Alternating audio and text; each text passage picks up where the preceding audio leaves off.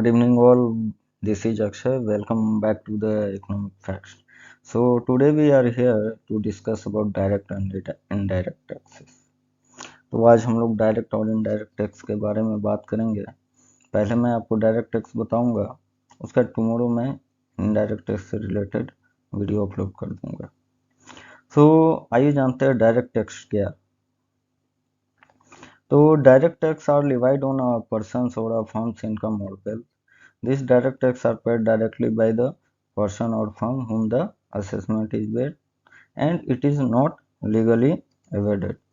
तो जैसा कि हम लोग देख रहे हैं कि डायरेक्ट टैक्स जो है, ठीक है, वो डिवाइड करता है किस पे, पर्सन्स पे या कोई फर्म के इनकम और वेल्थ पे, और ये डायरेक्टली पेड होता है पर्सन और फर्म के द्वारा, और इसको लीगली एवेडेड नहीं किया जा सकता। कहने का मतलब इसको इग्नोर नहीं किया जा सकता है। और एक चीज़ है कि ये टैक्स जो होता है वो directly collected by the central government, मतलब कि डायरेक्टली सेंट्रल गवर्नमेंट ही इस टैक्स को कलेक्ट करती है। इसके कुछ टाइप्स है जो कि हम देखते हैं। इसके टाइप्स हो गए जैसे कि आपके इनकम टैक्स है, वेल्थ टैक्स है, स्टेट टैक्स है। All this tax, income tax, wealth tax, state tax, corporate tax और कैपिटल गेन टैक्स, तो ये सारे डायरेक्ट टैक्सेस के टाइप्स हैं। तो इसके एडवांटेज और डिसएडवांटेज देखते हैं हम डायरेक्ट टैक्स के। इसके एडवांटेजेस में क्या क्या है कि it is easy to determine the incidence of the tax. तो incidence of the tax easily determine हो जाता है। और ये किस टाइप का टैक्स होता है, ये tends to be progressive. Progressive कहने का मतलब है कि अगर हाइयर इनकम होगा, जो ज़्यादा पैसा कमाते हैं, अगर income is high, if income is high है, तो टैक्स जो क्या होगा, टैक्स जो लगेगा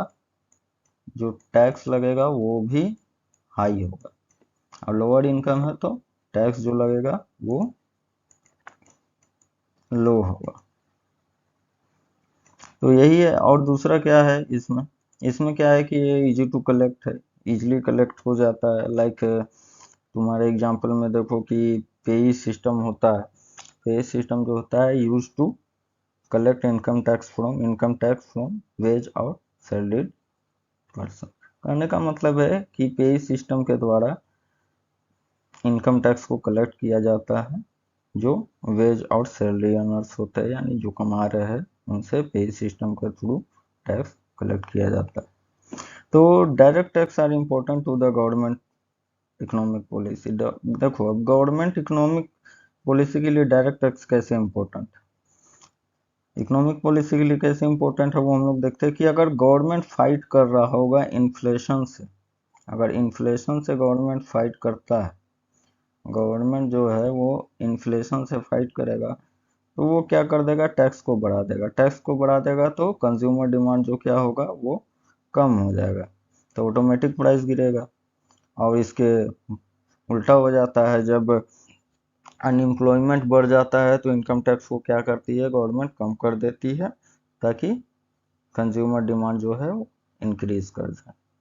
और इसमें क्या है, इसमें क्या है, देखोगे कि डायरेक्ट टैक्स, इसके डिसएडवांटेज में देखते हैं हम लोग कि डायरेक्ट टैक्स में भी और disincentive to hard work.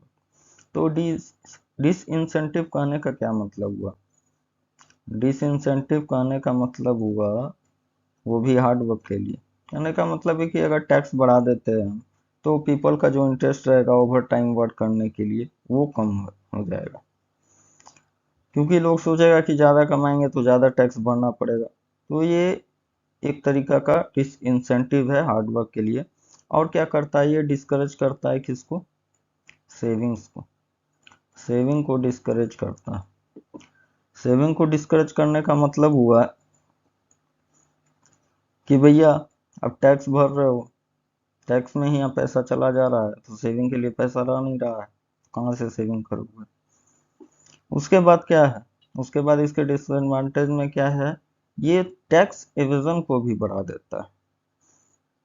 Direct tax ऐसा टैक्स है जो इनकरेज करता है टैक्स एवेजन को। टैक्स एवेजन करने का मतलब हुआ कि धोखाधड़ी जो होता है, लोग पैसा छिपाते हैं, हाइड करते हैं, टैक्स चोरी करता है, वही है। और इसमें कोई एलिमेंट ऑफ चॉइस नहीं होता, आपको टैक्स देना है मतलब देना है। तो इसके फर्स्ट टाइप देखते हैं हम लोग, जो कि है इनकम टैक्स। तो इनकम टैक्स क्या है? It depending on an individual age and earning, income tax must be paid.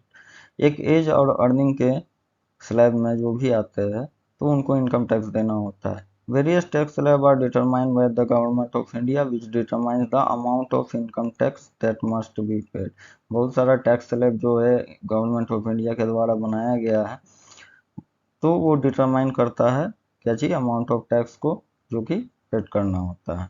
और टैक्स पेयर को हर साल एक आईटीआर फाइल करना पड़ता है, उसके थ्रू या तो उसे रिफंड मिलता है या उसके थ्रू उसका जो टैक्स का अमाउंट होता है वो डिपेंड करता है। अगर कोई आईटीआर फाइल नहीं करता है तो उस पर ह्यूज पेनल्टीज भी लगाती है गवर्नमेंट।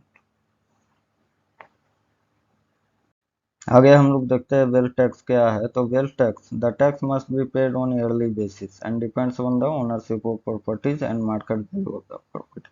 अगर किसी के पास कोई प्रॉपर्टी है या कोई प्रॉपर्टी रखता है तो उसको टैक्स पेड करना पड़ेगा, और ये ईयरली बेसिस पे पेड किया जाता है। अगर कोई इंडिविजुअल के पास प्रॉपर्टी है, if an individual has property, ठीक है, उसको वेल्थ टैक्स देना ही है। और ये डिपेंड नहीं करता है, चाहे तो प्रॉपर्टी इनकम जनरेट करे या नहीं करे, लेकिन जो टैक्स है वेल्थ टैक्स वो ओनरशिप को, जो भी ओनर होंगे प्रॉपर्टी के, उसको देना होगा। नेक्स्ट क्या है कि स्टेट टैक्स। तो इसको इनहेरिटेंस टैक्स भी बोला जाता है, और ये पेड होता है on the basis of estate.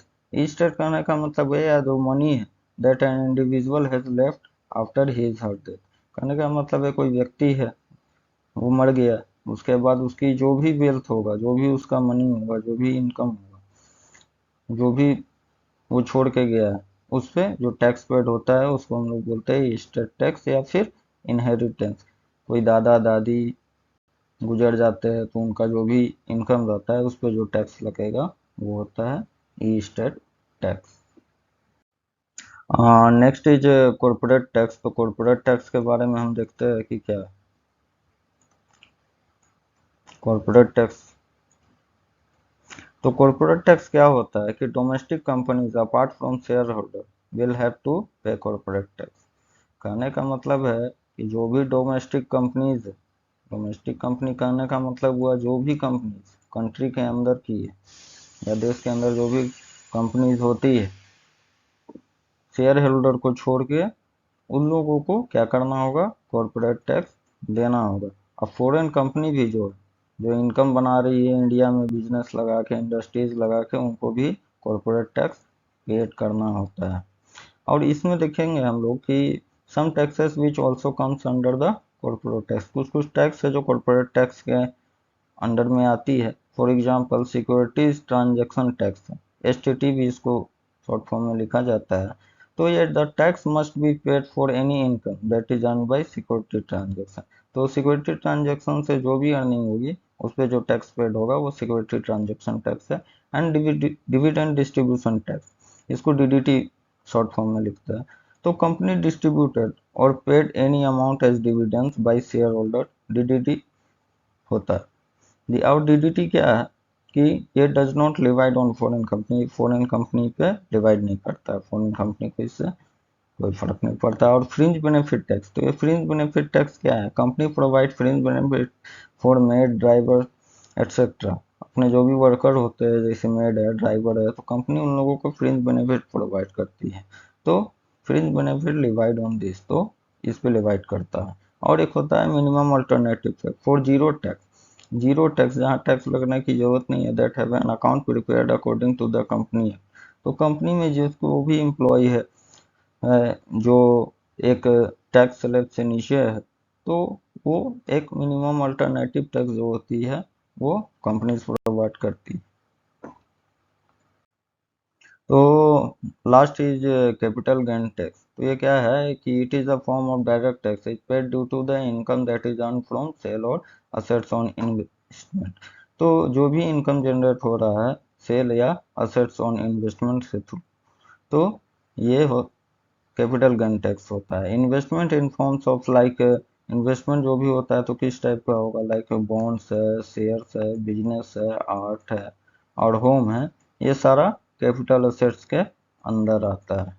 तो इसके थ्रू जो भी अर्निंग होगी, इनकम, तो वो आ जाएगा आपके कैपिटल गेन्स टैक्स के अंदर।